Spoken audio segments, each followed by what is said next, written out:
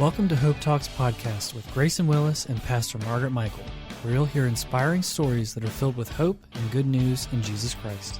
You can also search for our podcast on iTunes, Spotify, Google Podcasts, and TuneIn.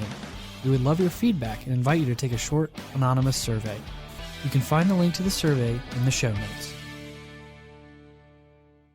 Welcome to today's broadcast of Hope Talks. I'm Grayson Willis. And I'm Pastor Margaret Michael. And today I'm really excited about our guests that have joined us. Just to give a little bit of context, every year we have a week in the summer. It's called Best Week Ever. And this past year, we actually added something we had not done before, and that was we added a community serve day. And, we went out in faith that we would have some doctors that would be a part of it and that people would show up. And all of those things happened. And so today joining us is Dr. Amanda Loucks and Dr. Jordan Hill. And they were a part of that day and was able to engage with the folk that came for a lot of school needs, back to school physicals, sports physicals. And so we just decided to have them in today and talk about that. But before we get there, welcome. Thank you. Thank you for having us. Yeah, it's good to have you all here. And maybe we can just start talking a little bit about where you grew up, your passion to become a doctor. Maybe we just start there. I moved around a good bit from military family, but mostly Northern Virginia was home. I kind of decided, I did a lot of volunteering through high school, and I really loved working with the free clinic. That was one of my passions when I was younger and kind of helped push me in the direction that I ended up going, along with one of my friends who was sicker as a teenager and was just always a struggle to figure out what was going on, and I wanted to be able to help her in a way that others couldn't.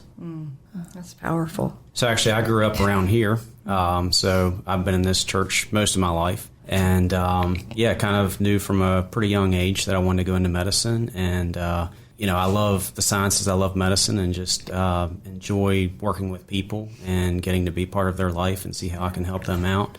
And, different missions trips and different things I did during undergraduate, at Bridgewater College kind of spurred that on a little bit more. And then actually in residency in Front Royal, we had a free clinic up there that we worked at during residency. That was a pretty cool experience. That, kind of spurred my interest in this a little bit more. Yeah. And you said, that even working in the free clinic was something that really appealed to you early on. So it's pretty amazing that, Jordan, you went to school and came right back to your, where you grew up. Was that intentional, or was that something that just happened, or was that, did you want to serve your community? I had multiple thoughts of different places that we could go, but my wife actually met here at this church, so she's from this area, and so all of her family, all of my family's here. Yeah. And so it just felt like a good fit to come back home to practice. Yeah, well, we are the recipients of that, so we love having your family around here. Thank you. And is that what brought you to the area then? I knew I wanted to do a private practice, and they are getting fewer and further between every year. And so I was lucky enough to join a really great private practice group, and it was my first real job, and will be my last job. So, pretty straightforward. Yeah, that's good. So we had Pastor Margaret mention this, but we had this community serve day as part of Best Week Ever that we call it, where we kind of do projects and things in the community. This was the first year that we had a community serve day. And just if y'all want to talk about your experience working recently, we had Susan Adamson on here to share about the free clinic, and you all partnered with them to help minister to those in our community who were in need of those services. So if you want to share about your experience with that. So, it was a really good opportunity to outreach to different folks in the community. It was mostly sports physicals that we did. It wasn't anything over the top in terms of medicine. It was pretty simple, but just building relationships, just meeting a need for folks in the community. We got to meet just a varied group of individuals, folks that spoke multiple different languages, multiple backgrounds, And it was really neat to see the different folks we have in the community be able to meet their needs and just to develop some relationships there, just reaching out. I'm sure sometimes it's a little bit tough getting a sports physical done or getting scheduling done. So I think this was an opportunity for a lot of people to come and get that done. And it was free to them, which was cool. But it was just a lot of getting to know folks in the community, and it was an outreach. And, we're kind of hopeful that some of those folks come back and be part of this church, maybe in time. Maybe we planted some seeds. One of the experiences I had, which we get frequently but was neat, was that one young girl was asking a lot of questions about medicine. She wanted to go into medicine, thinking maybe she'll be a doctor one day. And so, just getting to field a lot of her questions kind of give her some excitement and hope for the medical field, I thought was pretty cool. Yeah. Yeah, it was really nice not having that normal time crunch. And so being able to spend the time needed to answer those questions fully and really not have to try to rush through and have any constraints, and just be able to help people who were new to the area and didn't know the resources in the area or didn't have a doctor. And so that was a really good benefit as well. Yeah. So just one shout out that I want to make. On the week prior to having the Community Serve Day, we went to Equipping the Saints. Pastor Felicidad and myself took a couple volunteers, and we found dividers for some of the Centenary RMH was here doing some cholesterol screenings, things like that. We found some dividers for that. We found some exam tables and some exam chairs and just some things that we could use that day to make it a little bit more comfortable. Yes, we turned Sunday school classrooms into exam rooms, which was just amazing, just to think about what you can do with a space if you're creative. And Felicidad was definitely the one that was her brainchild. But it was amazing to see people come in, and not only were you all here as doctors, but there were nurses here and, people doing the registration, and it was really set up with a waiting area, and it was done so well that day. The beautiful thing of that, too, was here are a group of people that have said yes to making sure that this could happen. We had people here that was cooking, and we had food, we served folk, and then we had nonprofits outside, things that we felt like would be a benefit to the folks that were coming. And so just the overall, having games for the kids while they waited and snow cones, and just that overall loving on families. And, people coming into a church and getting those services that some kids can't start school if they don't have some of those things out of the way. And so it was just really amazing to watch that just all fall into place and happen. At the end of the day, it was like, wow, what just happened here? That was a lot. So can you all you shared one story about a young lady that had a real interest in medicine. Is there any stories that you can share with us, specific stories that, anonymously, of course, that you can share that come to mind of how it was impactful for someone who maybe didn't know their way around town or didn't have the resources? And there was a lot of people that were very recent arrivals, just kind of coming in within the last kind of couple months. And so being able to kind of talk to them and not only help them with some of the logistics and paperwork that they need for starting school, but also kind of like, okay, here's these other resources in town. I think this is going to help you. Oh, here's another clinic to get set up with, or here's a place where you can get vaccines that you need, and just really try to make sure they have everything available to start school on time and kind of get off on the right foot, and just kind of feel welcomed into the community. Yeah. How about you, Jordan? Anything coming to mind? No, I mean, I agree with Mandy and what she's saying. That we had a lot of folks that could use those extra resources, and I think having Susan there was huge. Yeah. Huge to help us with some of the extra resources available. Yeah. And, I would imagine some of those folks might have got hooked up with the Blue Ridge Free Clinic then as a result of that. One thing that I do love about the Blue Ridge Free Clinic is it's not a place where Susan just shared on this show recently. Like, it's not just a place to come and that's where you're always going to go to the doctor. They're a bridge to finding you long-term health care. That's right. And that's their goal, and I think that's wonderful. So I'm sure she did the same thing with this group that day. So that was really good to have her here. Absolutely. There's some other organizations that have said, hey, we want to be a part of this too. Another thing that happened that day, we had the mammogram van here, and it was booked solid all day. And there's one woman that's probably alive today. She had her first mammogram that day and got a call on Monday, I believe it was on Monday, to come in that they had found something. And so we just don't know the impact that we can make when we do something like that. So it's true. Before we started the recording today, Jordan, you mentioned that you've actually done some work with the free clinic since our community serve day. So if you want to share a little bit about that. So the time I spent there was fairly brief. They were just getting me largely oriented to the free clinic and what their setup is. I was able to see a few patients there. And, they have a really, really good setup with a lot of resources. They have psychiatry there to help out with a lot of the mental health needs. They have folks that help out with a lot of the social service type aspects, getting people access to the different things that they need.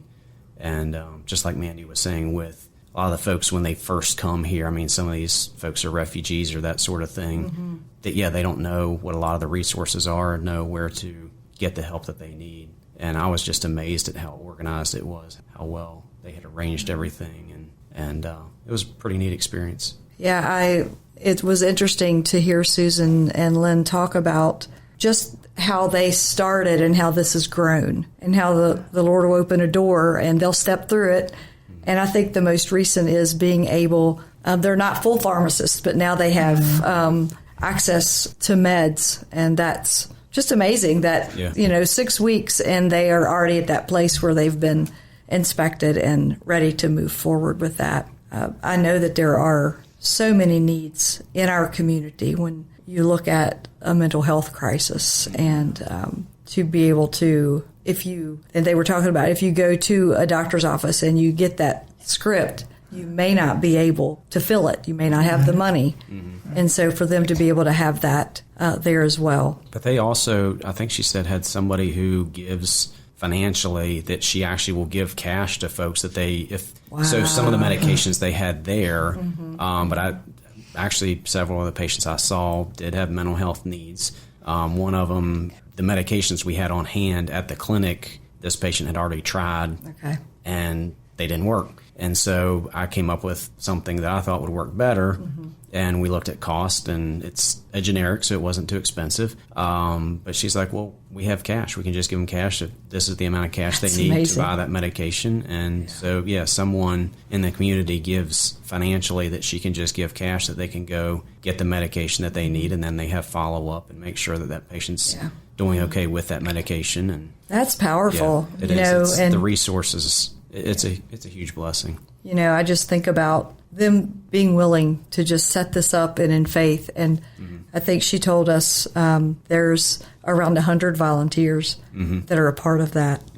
And so I know there's a lot of things in this world that are tough, but these are the things we need to celebrate. These are the things that people are doing right. And this is the ministry. Jesus had a lot to say about loving the Lord, loving ourselves, and loving our neighbors as ourselves. And this is it. Like, these are folks that are in need. And so it blesses me whenever we can share the good news of believers using their giftings to minister to those that are made in God's image. It's amazing how I believe our community has kind of rallied behind them. She said that they have some Mennonite ladies that prepare meals every night for the folks, the workers that come in and serve there. So, they had great food there for everybody to have supper right before they get started seeing patients. And boy, isn't that using our giftings, right? Like, I know about Mennonite food. That's good stuff. Yeah, it just impressed me. I mean, how many different resources different people contribute, things that might seem kind of small, but when you put it all together. Yeah, and, isn't that a beautiful picture of us coming outside the walls of our churches? to be the hands and feet of Jesus and a cup of cold water. And yeah, I think there's room for more of that in the valley, but I want to celebrate those things that are already in place and happening. And it gives us hope, right? Yeah. And I'm going to throw this out there, and if nobody knows, that's fine. I can just cut it out. But do we know just roughly how many people we serve that week with the sports physicals and the mammograms? Yeah. So I think if you count the regular physicals and the sports physicals, some would have been done on the same people. Right. But I think there was it was over 100 that were done that day. The mammograms, I'm thinking I'm afraid to count that one. I know they had a full schedule, but I don't trust my memory with that number. But there were another piece of that day that was really impactful. There was a girl set up for the RMH booth, and she was actually one of my coworkers at one time. And she said to me that day, she said, this is so different from any health fair I've ever been at. And I said, well, talk to me about that. What makes it different? She said, when you go to a health fair, everyone goes to their booth and they don't talk to others. Like they just stay in their spot, and there's not a lot of back and forth. But she said today has been a day of networking. Like everyone is trying to figure out what everyone else is doing and wanting to partner. And so again, just a great opportunity. Yes, for the clinic. We also that day did haircuts. The studio was here and cut hair as hard as they could go. 2 to 3 hairstylists. AJ's Barbershop, I will give a shout out to them. He came as long as he could that morning, but he had responsibilities he had to get back to. But I had prayed that we wouldn't be overwhelmed or underwhelmed, that we would just have a steady flow. And I don't think there was ever less than 2 people in line and never less than or more than 5 or 6 in that line. And it was kind of the same way with the clinic. Like it was just a steady flow that day. But the amount of people that got haircuts and watching women that hadn't had their hair cut for a long time and seeing the tears in their eyes as they felt their haircut, it was really amazing just how everybody here using their giftings to help make someone else's day better, to help them feel like they were seen. And anybody knows when you get a haircut, most of the time, there was one haircut that his hair has grown out now. But it was a little shorter than he wanted, but we laugh about it now. But yeah, a lot of people were impacted that day. So we actually, we've talked about our community serve day and just how great it was for all these people on the property with all these different services that were offered. And so we're actually going to do it again July 27th of 2024. And I'm sure at some point we'll be talking more about that as we get closer. But I'm sure these services, same services will be offered that day. And so it's always great to, when you've done something for the first time, you don't know how it's going to turn out. Well, the fact that we're going to do it a second time just talks to the impact that it had on many lives. Yeah, for sure. Jordan, at the beginning of the podcast, you talked about you did some mission trips as you were going to school. Do you want to talk about what happened on those mission trips that caused you to be pulled in that direction? Can you talk to us a little bit about that? The impact, thinking about coming back from that mission trip and you go, I want to be a part of this. So, I guess some of it, when you go to third world countries, it has a huge impact from the standpoint of recognizing how blessed we are here. Yeah. When you see how impoverished people live in other parts of the world, what they have to go through, what they do day to day, just the environment that they live in, it has a huge impact on you.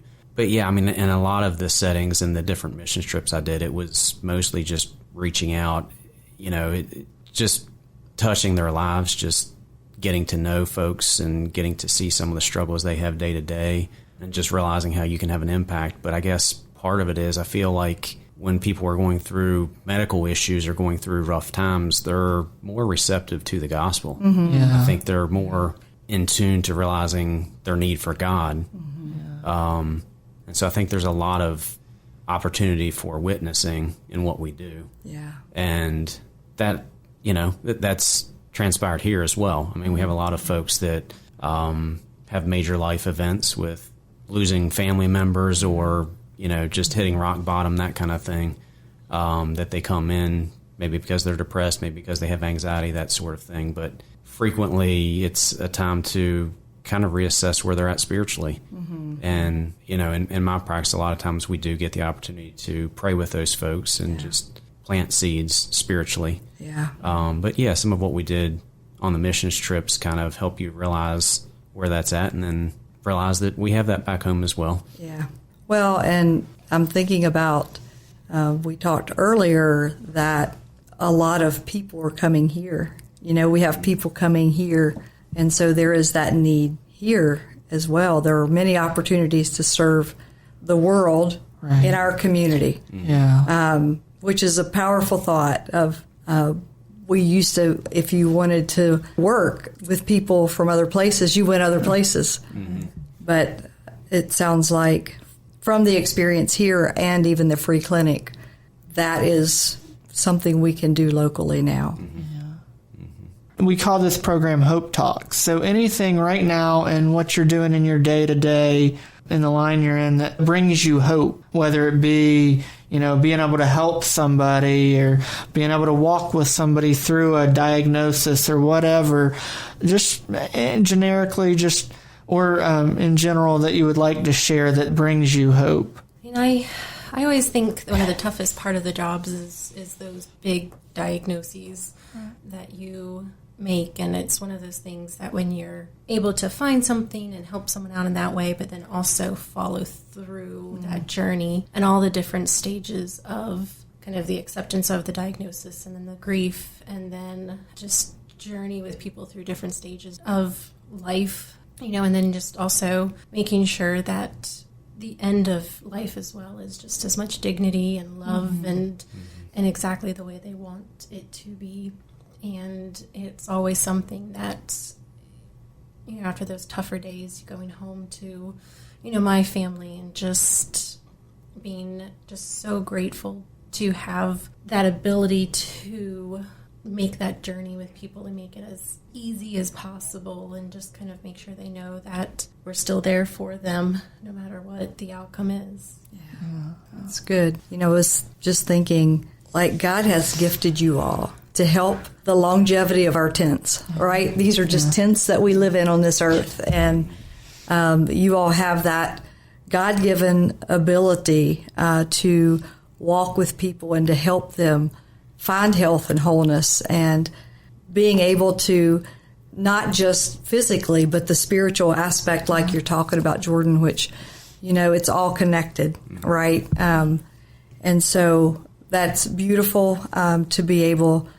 I know that you both love people well within that arena, and it was just such a great experience to have you all here and to be a part of that and just engage. Y'all wasn't sure what it would even look like when we did the community serve day, but you both said yes, and we really appreciate that. And I know that you all impacted, as you do on a daily basis, that day you impacted folks in ways they weren't expecting when they entered the building. And so just really grateful for that partnership and you all saying yes to using those talents for God's glory. Jordan, is there anything in your day-to-day that brings you hope with what you're doing in your work that you would like to share? Well, we kind of already talked about it a little bit, but just the opportunities to meet needs and to, touch people from a spiritual perspective. Like I said, just praying with patients, that sort of thing. And Mandy kind of talked about it a little bit of just being grateful for your own family, being grateful for how we've been blessed. Sometimes when you see the tough things that people are going through, it makes you appreciate what you have a whole lot more. Growing up in the church, having a lot of Bible study, that sort of thing, I think knowing the Bible well, being through a lot of great preaching, that sort of thing, I feel like I've experienced a lot that I understand when we're given really tough times, what the implications can mean, what God might be doing through some of those things. And I think a lot of folks maybe that haven't grown up with that maybe can use the help of seeing that maybe God's working through all this for his good, for their good, for his glory. And so a lot of times I think people kind of miss that, but recognizing that we've been blessed growing up with the background that we have. Mandy was talking about just going home to your family. It's sometimes when you see what people go through in their marriages, they talk about the tough times in their marriages, it kind of makes you appreciate your spouse a whole lot more. Yeah. So same thing with your kids, realizing what other people might be going through with their kids. It makes you appreciate what you have. But I think the big thing is just recognizing how blessed we are and recognizing what God has used in our lives up to this point to prepare us for some of these opportunities. Mandy and Jordan, thank you for joining us today on Hope Talks. It's been great to have you. I'm just going to say a short prayer in closing for you all. Lord, I just pray for Mandy and for Jordan and for the work that they're doing, just to serve people in the community, Lord, and just pray for them as they continue to do your work, and for the people that they come in contact, that they will see Jesus through Jordan and Mandy, Lord. And thank you for their willingness to come in today and to share with us and to serve during our community serve day, Lord. And just ask all this in your name. Pray a blessing over them and their family. Amen. Thank you for listening to today's broadcast of Hope Talks. We pray that as you've heard us talk with Amanda Loucks and Jordan Hill, that it truly has been a half hour of hope for your life. May God bless. Here's a song written and sung by our friend Kim McLean.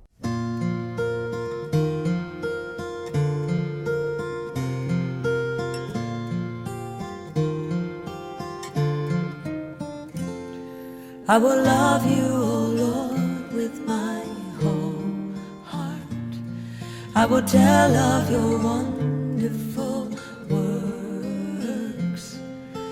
I will rejoice and be glad in you, and sing praises unto your name. You are most high. You are my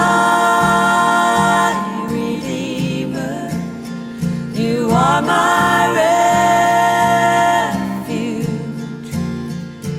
and you reign forever, forever.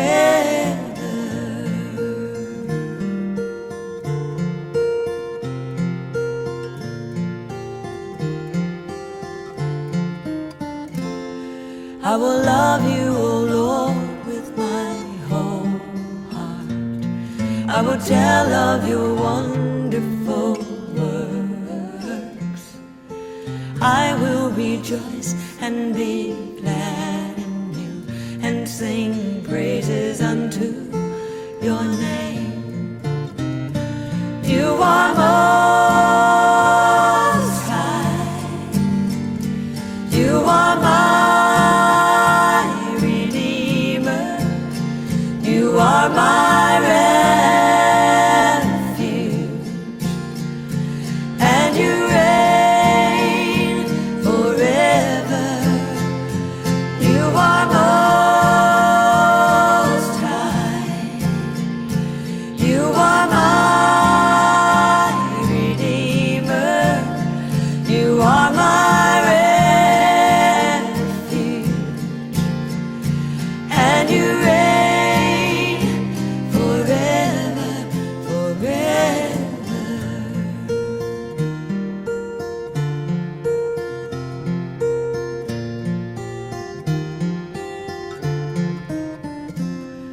I will love you, O Lord, with my whole heart. Hope Talks is sponsored by Church of the Nazarene Harrisonburg in partnership with Sunshine Ministries.